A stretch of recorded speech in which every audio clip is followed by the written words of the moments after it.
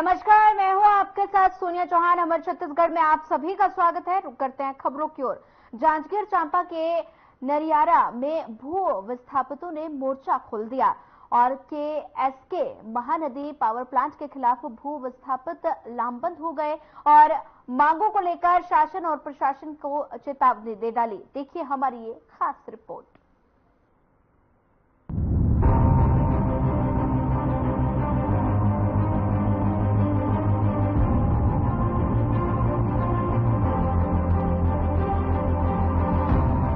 जांजगीर चांपा जिला के नरियरा में संचालित KSK महानदी पावर प्लांट के खिलाफ एक बार फिर भू विस्थापित लामबंद हो रहे हैं और भू विस्थापित अपनी 24 सूत्री मांग को पूरा कराने के लिए शासन प्रशासन से गुहार लगाने पहुंचे।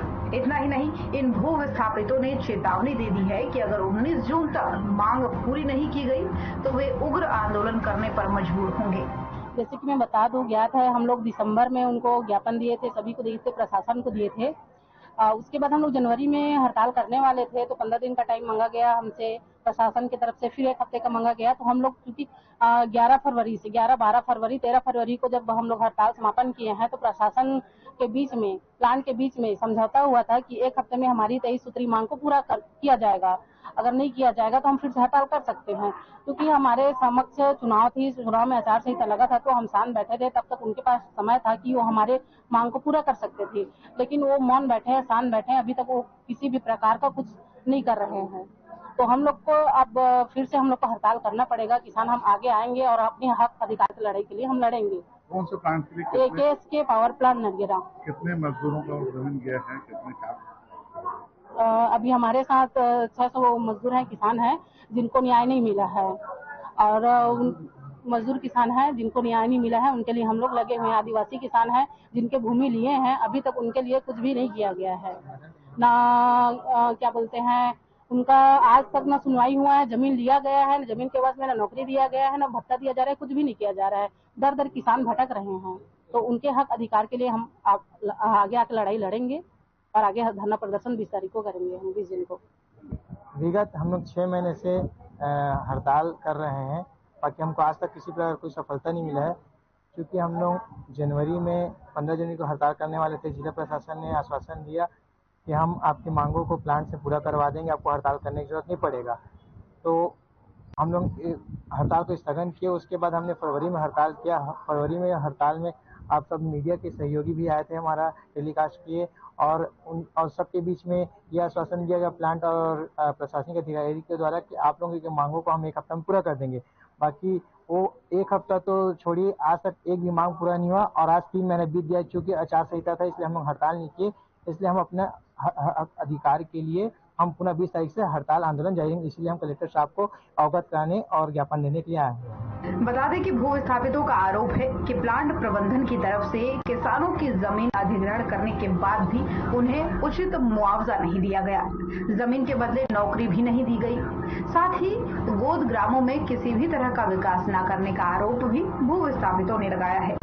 इन भू विस्थापितों ने अधिकारियों को ज्ञापन सौंपकर गुहार लगाई है कि इनकी समस्या का समाधान कराया जाए। Bureau report.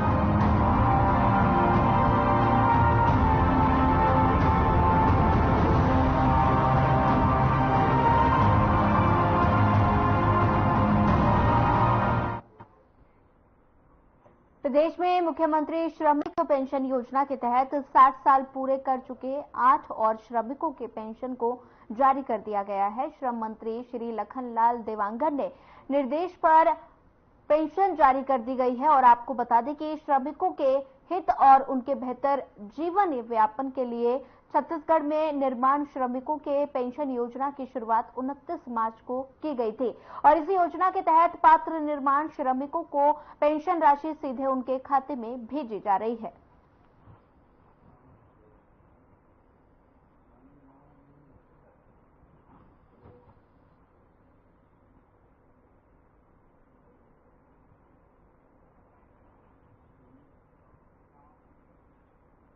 Raipur collector doctor Gaurav Kumar Singh अचानक माना कैंप स्थित सिविल अस्पताल पहुंचे और अस्पताल में मूलभूत सुविधाओं समेत इलाज आदि का निरीक्षण किया। कलेक्टर ने अस्पताल में भर्ती मरीजों से उनकी तबीयत पूछी और चल रहे इलाज के बारे में जानकारी ली। कलेक्टर ने मरीजों से डॉक्टरों के राउंड और नर्सों द्वारा दवा लेने के साथ साथ खाने पीने की व्यवस्था का भी पूरा फीडबैक लिया और इसी के साथ डॉक्टर गौरव कुमार ने अस्पताल में मोतियाबिंद के ऑपरेशन के बाद भर्ती बुजुर्गों का भी हालचाल जाना। वहीं कलेक्टर ने अस्पताल प्रबंधन और डॉक्टरों को मरीजों की गुणवत्ता पूर्ण भोजन देने और साथ ही निर्धारित समय पर भर्ती मरीजों की जांच करने के साथ साथ किसी भी आपात स्थिति से निपटने के लिए तैयार रहने के निर्देश दिए हैं।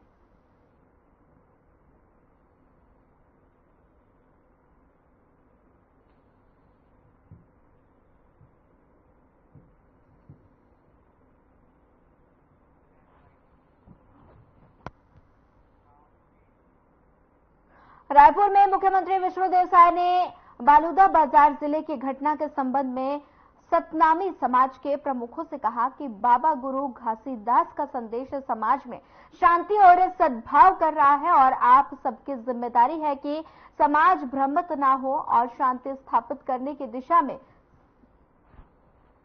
साथ मिलकर आगे बढ़े। वहीं सनातनी समाज प्रमुखों ने कहा कि समाज के लिए सभी लोग घटना से आहत हैं और साथ ही जिन लोगों ने प्रदर्शन के दौरान हिंसा और तोड़फोड़ की कार्रवाई की है वे असामाजिक तत्व थे और साथ ही हमारे प्रतिनिधिमंडल का हिस्सा नहीं थे। शांति और सौहार्द स्थापित करने के लिए सब दृढ़ संकल्पित हैं।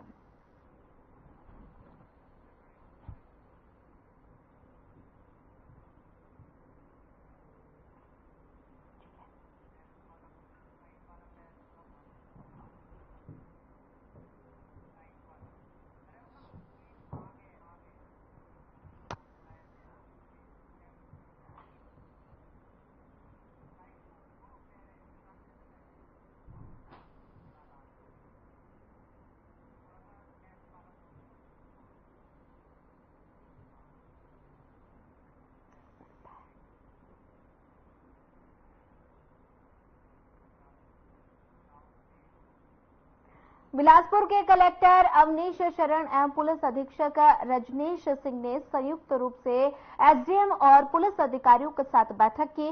बैठक में जिले में कानून एवं व्यवस्था की स्थिति की समीक्षा की और साथ ही उन्होंने लॉ एंड ऑर्डर के लिए चुनौती बन सकते वाले संभावित मुद्दों की पहचान कर तत्परता से उन्हें निदान करने के निर्देश दिए।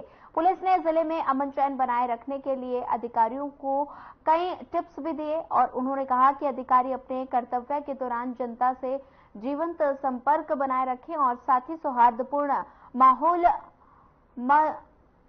का उनका निराकरण कर उनका दिल जीते। और साथ ही कलेक्टर एवं जिला दंडाधिकारी अवनीश राणा ने कहा कि समस्याएं एकाएक बड़े आकार नहीं लेती और यथासंभव इस पर तत्काल संज्ञान से लेकर इसका पटाक्षेप करने का प्रयास करना चाहिए, अन्यथा समय बीतने पर अलग दिशा पकड़ लेती है। और साथ ही उन्होंने कहा कि हर छोटी बड़ी घटना विश्लेषण किया जाए और साथ ही देखा जाए कि भविष्य में इसके क्या अंजाम हो सकते हैं, इसके अनुरूप सही दिशा में तत्काल कदम उठाएं। उन्होंने पुलिस और प्रशासन के अधिकारियों को आपसी तालमेल के साथ काम करने के भी निर्देश दिए।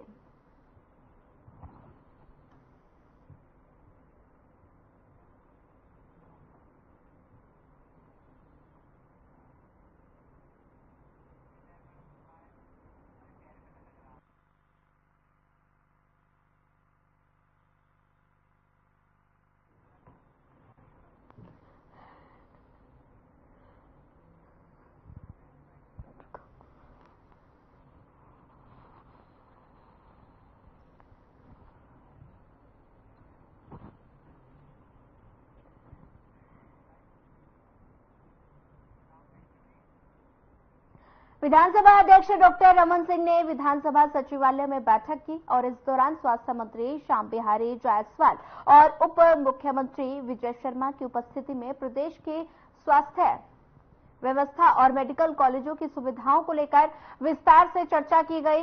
विधानसभा अध्यक्ष ने प्रदेश के मेडिकल कॉलेजों में विशेषज्ञ चिकित्सकों की कमी को लेकर चिंता जाहिर की और उनके मानदेय को बढ़ाने और उन्हें नियमित करने को लेकर जरूरी निर्देश दिए। स्वास्थ्य मंत्री श्याम बिहारी जायसवाल ने विधानसभा अध्यक्ष डॉक्टर रमन सिंह के सुझाव पर स्वास्थ्य विभाग को एक कमेटी बनाने के भी निर्देश दिए। विधानसभा सचिवालय में बैठक का आयोजन तस्वीरें रायपुर से हैं, जहां पर मेडिकल कॉलेज को लेकर बैठक में चर्चा की गई। तमाम अधिकारी बैठक के अंदर मौजूद रहे और साथ ही विधानसभा अध्यक्ष ने बैठक ली। विधानसभा सचिवालय में बैठक हुई। बैठक के दौरान मेडिकल कॉलेज को लेकर चर्चा की गई और साथ ही तमाम अधिकारी भी मौजूद नजर आए।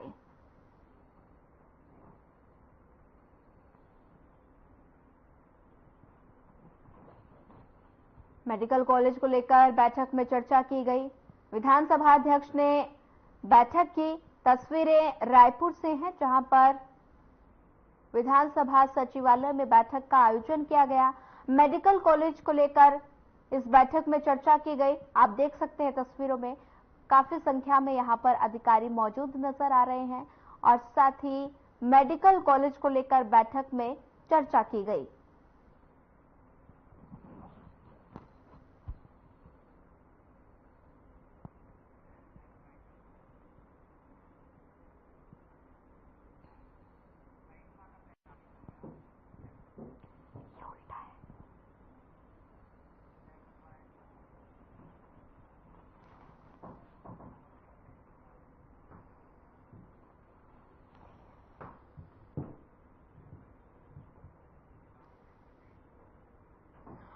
दुर्ग के ठगड़ा बांध में लगातार अवैध मुरूम उत्खनन चल रहा है और लेकिन प्रशासनिक अधिकारी हैं और इस अवैध खनन पर लगाम लगाने में बौने साबित हो रहे हैं। और साथ ही हमारी ये खास रिपोर्ट देखिए, इस पूरे मामले को समझिए।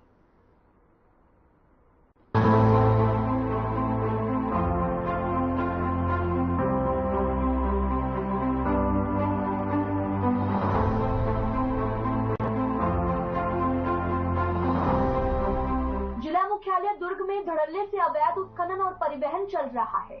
खनिज विभाग, जल संसाधन विभाग और नगर पालिका निगम दुर्ग के जिम्मेदार अधिकारी भी इस अवैध कारोबार पर लगाम लगाने में बौने दिखाई दे रहे हैं। जिम्मेदार विभाग के नाक के नीचे पिछले 10 दिनों से लगातार शहर के बीचों बीच ठंगड़ा बांध में बगैर अनुमति और बगैर रॉयल्टी पर्ची के मुरूम उत्खनन और साथ ही परिवहन का कार्य जोरों शोरों से चल रहा है। इस मामले पर जिम्मेदार अधिकारियों की चुप्पी समझ से परे नजर आ रही है।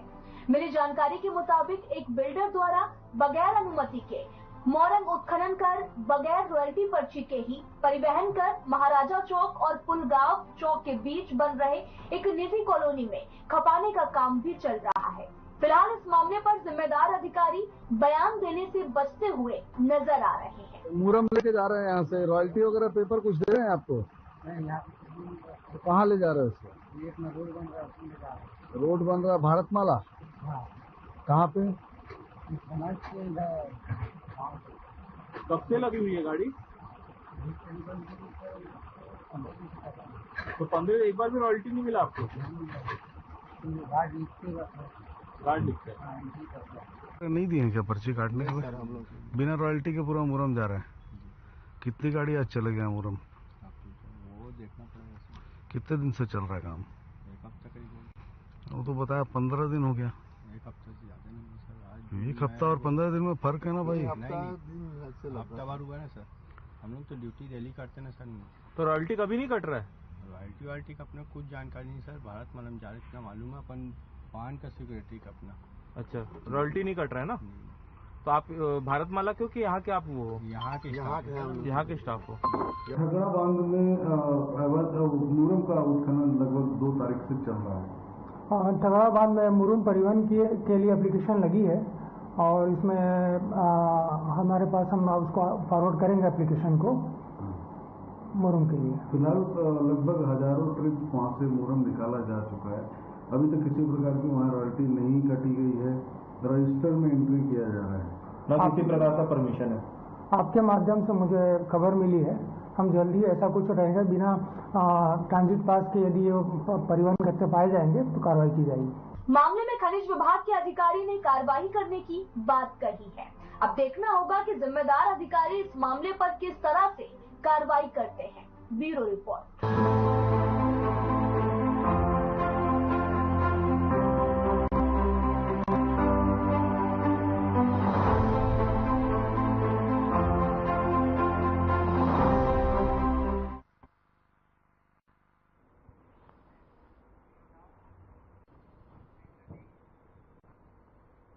सक्ती जिले में प्रदूषण फैलाने वाले राखड़ माफियाओं पर लगाम लगाने के लिए सक्ती कलेक्टर ने बड़ी कार्रवाई शुरू कर दी है। और बता दें कि कलेक्टर के निर्देश पर पिछले 1 महीने में दर्जन भर से ज्यादा प्रकरण दर्ज कर कार्रवाई की गई और अब इन प्रकरणों के आधार पर प्लांट प्रबंधन पर भी कार्रवाई की तैयारी जारी है। और साथ ही सक्ती कलेक्टर अमृत विकास तोपनो ने बताया कि जिले में अवैध रूप से राखड़ डंप की शिकायत पर लगातार कार्रवाई की गई और अब सभी प्रकरणों को पर्यावरण विभाग भेजा जा रहा है, जबकि ताकि प्लांट प्रबंधन पर कार्रवाई की जा सके।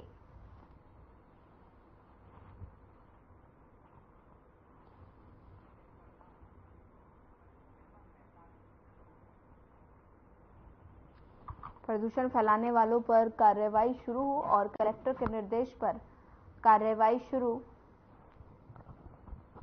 और साथ ही तस्वीरें सक्ती से हैं जहां पर प्रदूषण फैलाने वालों पर कार्रवाई शुरू।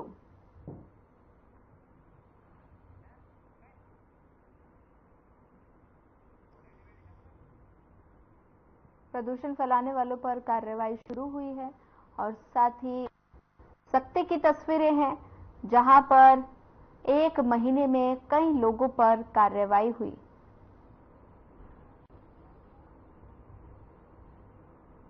प्रदूषण फैलाने वालों पर कार्रवाई शुरू हुई है और साथ ही सक्ती की तस्वीरें हैं 1 महीने में कई लोगों पर कार्रवाई हुई। लगातार सक्ती में प्रदूषण लगातार फैल रहा था, जिसको लेकर प्रशासन की तरफ से कार्रवाई हुई है और साथ ही 1 महीने के अंदर कई लोगों पर कार्रवाई हुई है। सक्ती की तस्वीरें हैं, लगातार प्रदूषण फैलाने की शिकायतें मिल रही थी, जिसके बाद प्रशासन अलर्ट मोड पर आ गया और प्रशासन ने 1 महीने के अंदर कई लोगों के खिलाफ कार्रवाई की।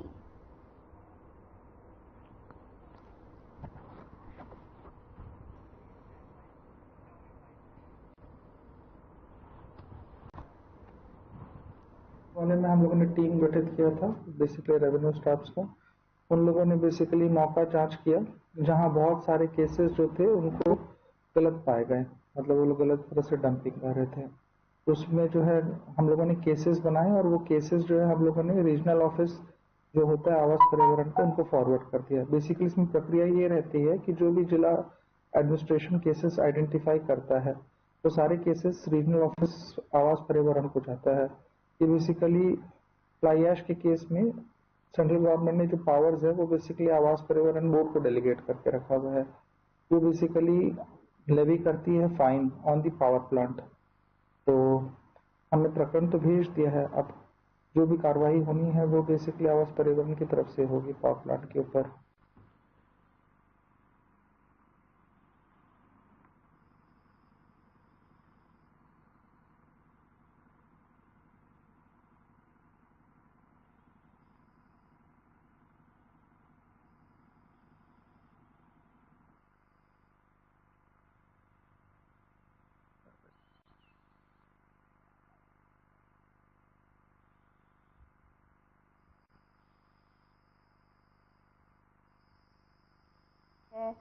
सक्ती की तरफ जहां पर प्रदूषण फैलाने वालों पर कार्रवाई हुई है और साथ ही 1 महीने के अंदर कई लोगों पर कार्रवाई की गई।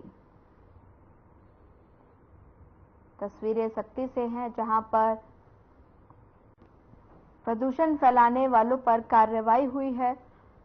लगातार प्रदूषण फैलाने की शिकायतें मिल रही थी, जिसको लेकर प्रशासन अलर्ट मोड पर आ गया। प्रशासन ने 1 महीने के अंदर कई लोगों के खिलाफ कार्रवाई की।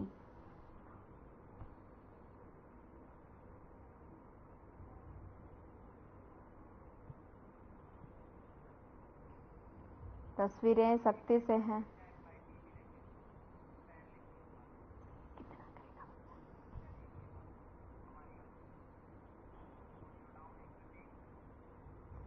बिलासपुर के बाल रोग विभाग की ओर से पुष्य नक्षत्र के अवसर पर 275 बच्चों का स्वर्ण प्राशन हुआ और आयुर्वेद महाविद्यालय चिकित्सालय में हर पुष्य नक्षत्र तिथि में 0 से 16 वर्ष तक के बच्चों को स्वर्ण प्राशन कराया जाता है। सुबह 9 बजे से शाम 5 बजे तक स्वर्ण प्राशन कार्यक्रम का आयोजन किया गया। अगला स्वर्ण प्राशन 8 जुलाई को सुबह 9 से शाम 5 बजे तक आयोजित किया जाएगा। स्वर्ण प्राशन से बच्चों के रोग प्रतिरोधक क्षमता में वृद्धि होती है, जो उनके शारीरिक और मानसिक विकास में मददगार साबित होता है। अस्पताल के बाल रोग विभागाध्यक्ष ने डॉक्टर विद्याभूषण पांडे ने बताया कि इसके नियमित प्रयोग से बच्चों की मेधा एवं स्मृति का भी वर्धन होता है और साथ ही प्रमाणिकता वैज्ञानिक आधार पर सिद्ध हो चुकी है।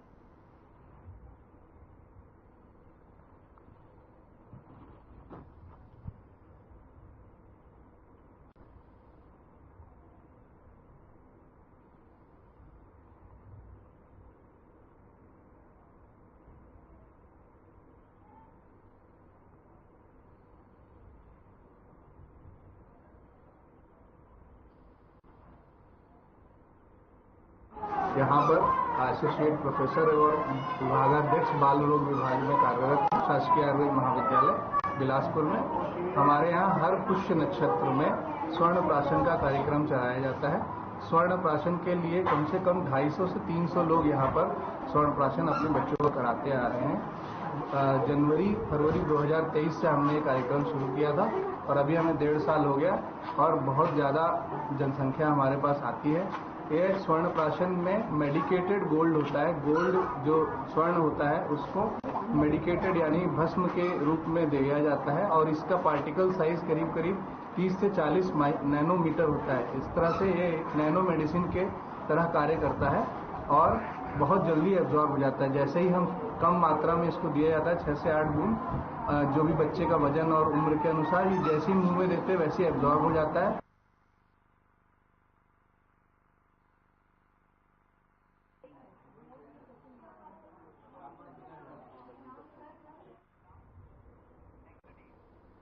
अगली खबर रायगढ़ से है, जहां पुलिस अधीक्षक दिव्यांग कुमार पटेल के मार्गदर्शन पर सड़क हादसों में कमी लाने और हादसों में मृत्यु दर को कम करने यातायात पुलिस द्वारा यातायात जागरूकता को लेकर विशेष अभियान चलाया जा रहा है, जिसकी शुरुआत आज पुलिस अधीक्षक द्वारा की गई है। और इस विशेष अभियान में यातायात पुलिस आने वाले 15 दिनों तक बिना हेलमेट बाइक चलाने वाले बाइक चालकों के चालान काटेगी और साथ ही उन्हें निःशुल्क हेलमेट प्रदान भी किया जाएगा, जिसके बाद बिना हेलमेट दुपहिया वाहन चलाने वालों पर पुलिस की कार्रवाई जारी रहेगी। और साथ ही पुलिस अधीक्षक ने बताया कि जिले के सामाजिक संगठनों और उद्योगों के सहयोग से यातायात पुलिस ये विशेष अभियान चला रही है। और साथ ही पुलिस अधीक्षक ने चालान काटते हुए कई बाइक चालकों को फ्री में हेलमेट प्रदान किया और इस दौरान उप पुलिस अधीक्षक यातायात रमेश चंद्रा और साथ ही सहयोगी फर्म के सदस्य भी उपस्थित रहे।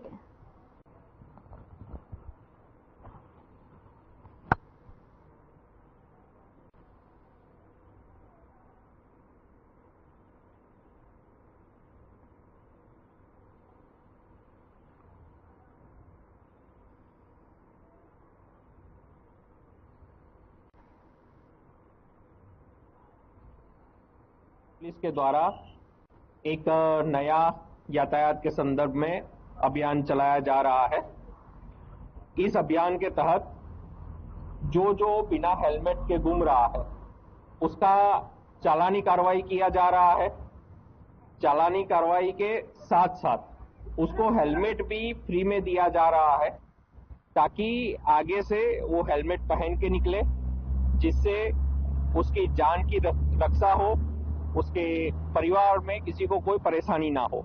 हमारा सभी नागरिकों से अनुरोध है कि आप जब भी घर से बाहर निकले अनिवार्य रूप से हेलमेट पहन के निकले। सड़क दुर्घटना में मौतों का आंकड़ा लगातार बढ़ते हैं, उसको रोकने के लिए कवायद हो सकती है। लगातार जो सड़क दुर्घटनाएं हो रही है उसमें किसी ना किसी की जान जाती है, जिससे उसके पूरे परिवार को एक बहुत बड़ी हानि होती है, जिसके संदर्भ में एक विशेष अभियान चलाया जा रहा है ताकि जो भी बाइक सवार है वो हेलमेट पहन के निकले और जिससे कि उससे होने वाली हानि से बचा जा सके। पर एक बड़ी बात यह है कि बाकी जगह तो छोड़ के कम से कम हाईवे में तो उसको हेलमेट लगाना चाहिए। इस बात का संदेश है। हेलमेट लगाना हर जगह पे कंपलसरी है। अभी विशेष अभियान के तौर पर चालानी कार्रवाई के साथ साथ हेलमेट दिया जा रहा है और ये अभियान करीब 15 दिन चलेगा।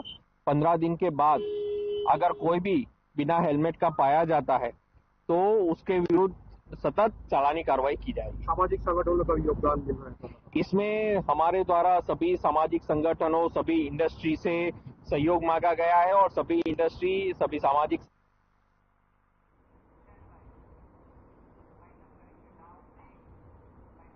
फिलहाल इस बुलेटिन में इतना ही। ज्यादा खबरों के लिए बने रहिए हमारे साथ। नमस्कार।